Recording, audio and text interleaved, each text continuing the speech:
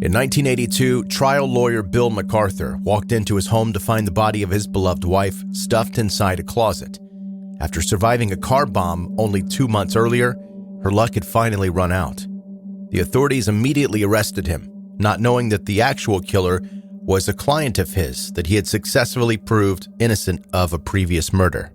Today, we're talking about the story of Mary Lee Orsini, whose brutal crimes shocked and upset the folks in Arkansas. After allegedly murdering her husband, she fell in love with the lawyer who defended her and vowed to do whatever she could to have him.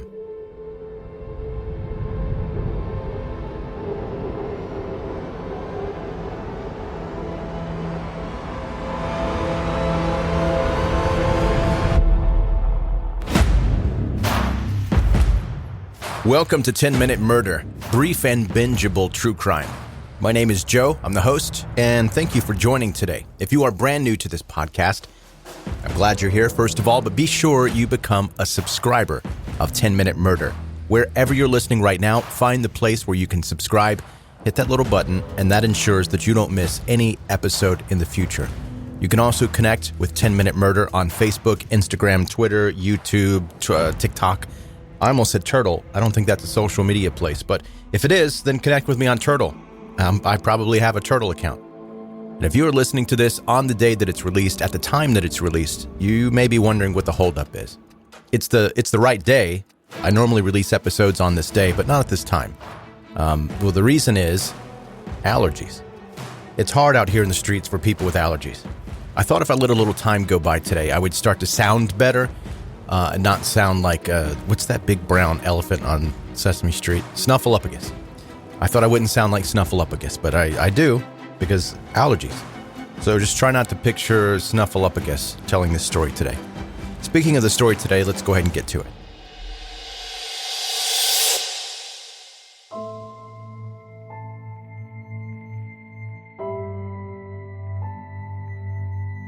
Born on August 17, 1947, in Searcy, Alabama, Mary Lee Orsini was originally named Mary Myrtle Hatcher. Her father, Henry, was a cattle rancher, and her mother, Julia, was a cafeteria worker who also drove the county school bus. The family was incredibly poor, with the couple struggling to provide for all three of their children. Because of this, Orsini was forced to drop out of school in the 10th grade, and she began calling herself Mary Lee shortly afterward. Now in her late teens, Orsini met a soldier named Douglas Sudbury, who had been stationed at the Little Rock Air Force Base. The pair were married on December 22, 1963, just a few months after she turned 16. Their relationship was rocky, though.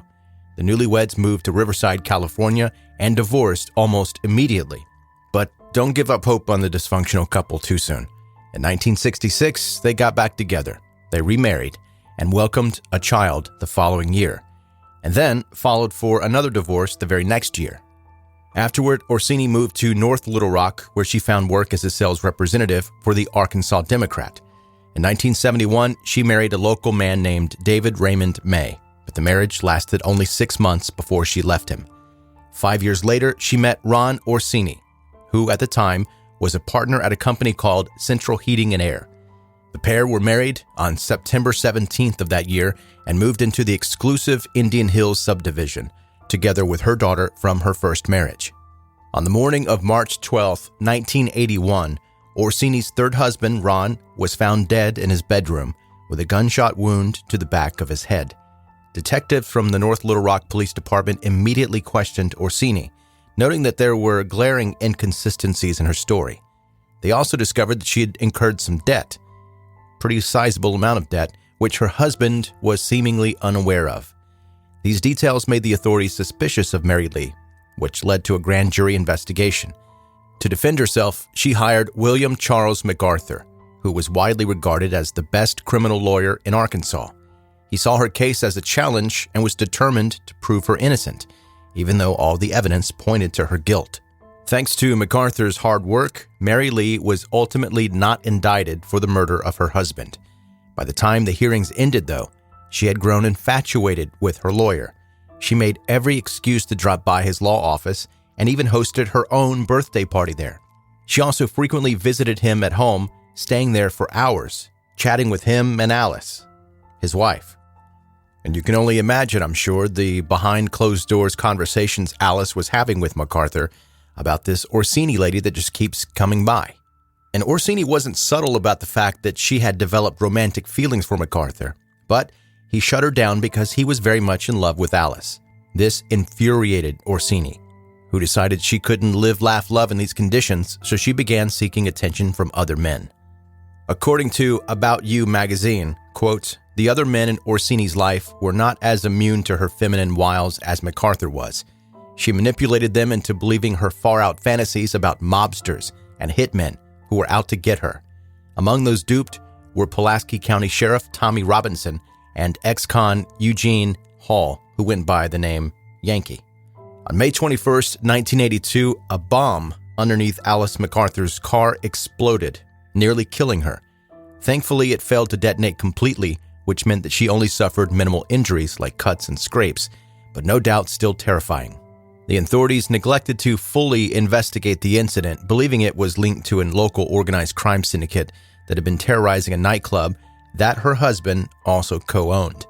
This idea was corroborated by Orsini, who went around almost bragging that she and Alice were on a hit list. Alice may have survived the car bomb, but she wouldn't be as fortunate during the second and final attempt on her life. On the afternoon of July 2nd, nearly 2 months after the bombing incident, she opened her front door to find 2 delivery men holding a large bouquet of flowers.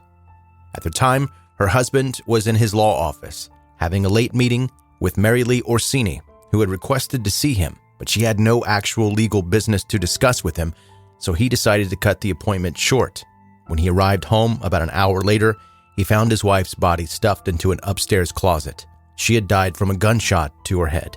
The police, of course, initially suspected McArthur, so much so that they placed him under arrest, parading him in front of reporters with handcuffs on his wrists.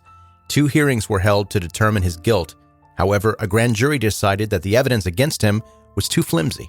In the end, McArthur was never indicted. Because of this, the authorities returned to the scene of the crime and found fingerprints on a vase inside McArthur's home. They traced this to Eugene Hall, Yankee, an ex-convict who snitched on another former inmate named Larry Darnell McClendon. When questioned, the 2 confessed to the police that Orsini had hired them to murder Alice. According to them, she had claimed that Bill McArthur wanted to have his wife killed. Faced with the possibility of the death penalty, Hall accepted a plea deal from prosecutors and signed a confession detailing Orsini's involvement in Alice's murder in exchange for the lesser charge of just first-degree murder. Had he been convicted of capital murder, he would have been either executed or sentenced to life in prison without parole. On the other hand, pleading guilty to first-degree murder meant he would have been eligible for parole. So that's what he did. According to court documents, quote, in his confession, Hall stated that he had been hired by Orsini to murder Alice McArthur. He recited that Orsini had been promised $15,000 by William McArthur, Alice's husband, if she would arrange the murder. Hall declared that he and Orsini attempted to bomb Alice's car. That bomb had exploded, but she was not injured. Hall stated that Orsini approached him again and said that McArthur still wanted his wife killed and raised the ante to $25,000. Hall and Orsini then worked out a plan to kill Alice McArthur in her home.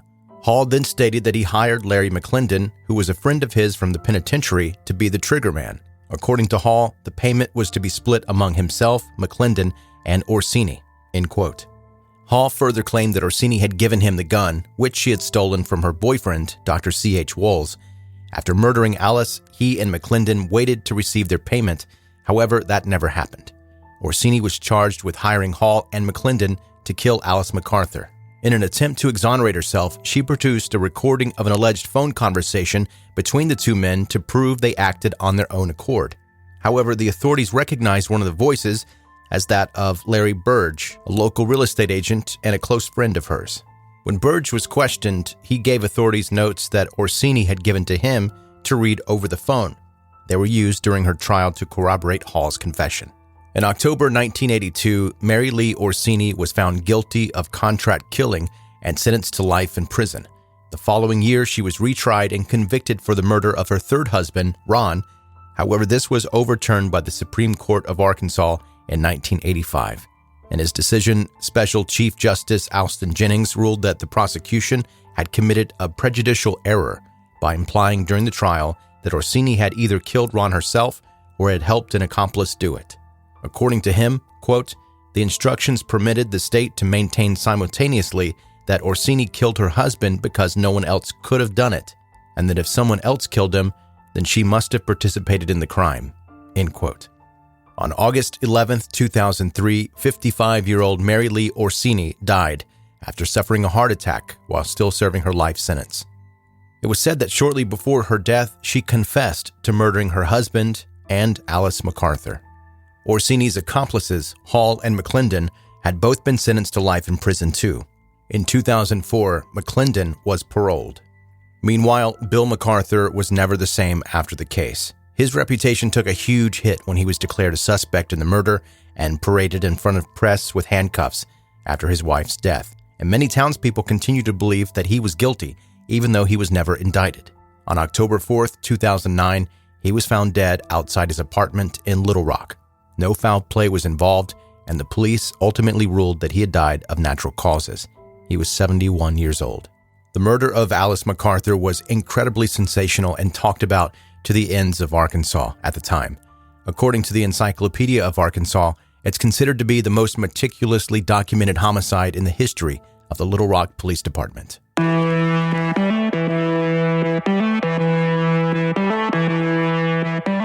That's today's 10-minute murder, brief and bingeable true crime. I'm Joe. Again, I said that at the beginning. I don't know why I said it again, but that's my name, and I'm glad that you listened today. If today was your first time listening, be sure that you hit the subscribe button wherever you're listening right now and become a subscriber, and you won't miss any future episodes of 10-Minute Murder. Also, connect with me on social media. The links for all of that are in the show notes of this episode. Also in the show notes is a link for you to connect with the 10-Minute Murder merch store. If you are interested in picking up t-shirts, stickers, cups, anything like that, that's cool. If not, that's also cool. But it's there for you if you want it. Thank you for listening to 10-Minute Murder. Be safe and have a good night.